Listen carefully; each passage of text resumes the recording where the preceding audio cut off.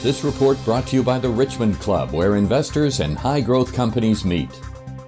Mineral exploration and development company Generation Mining recently acquired an interest in the Marathon Project located in northwestern Ontario. We spoke with the company's VP of Exploration, who says this deal is going to propel the stock further. Rodney, welcome to the Richmond Report. Very pleased to be here, Gilly. We're going to delve straight into the details of Generation Mining. So let's begin with an overall perspective, about 30 to 45 seconds about the company. What can you tell us?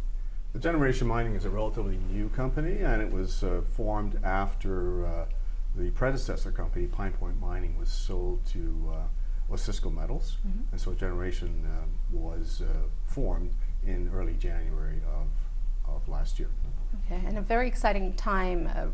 As of April, you announced, you had a big announcement. Yes, in April of this year, we announced a binding letter of intent with Sibanye. Sibanye is a South African precious metal producer, and that letter of intent is to option, earn into the Marathon PGM property and deposit in northwestern Ontario.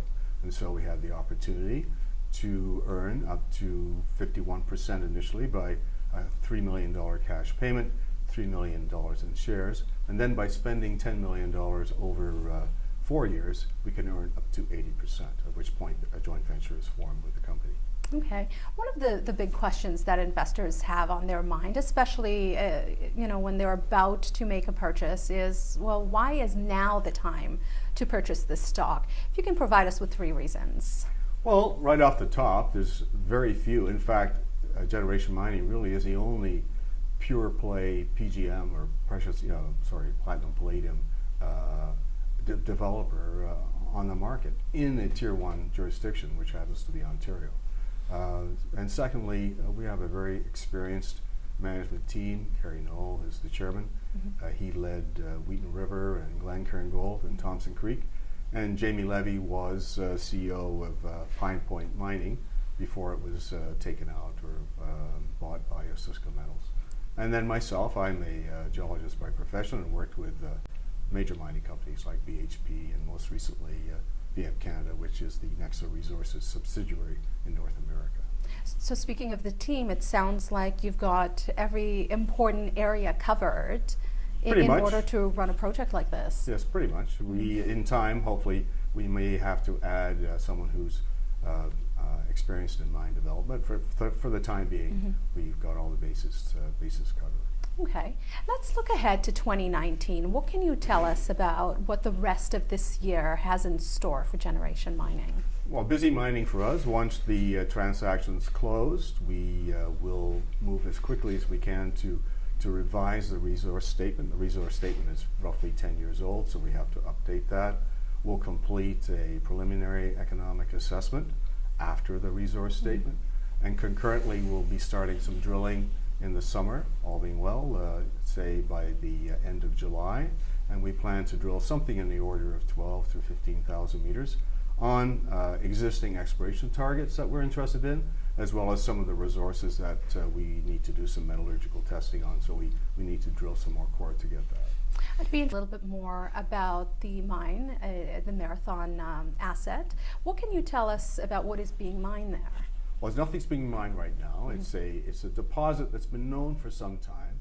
A number of companies have worked on the property since the 60s. Right. And most recently, it was in the hands of Stillwater Canada, which was recently, I think in 2016, acquired by Sibanye Gold. So no development as yet. There's been a number of studies that's been done on the property. Right.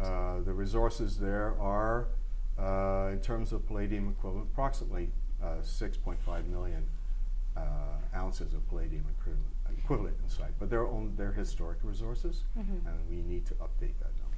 Tell me a bit more about palladium and how it relates to everyday life.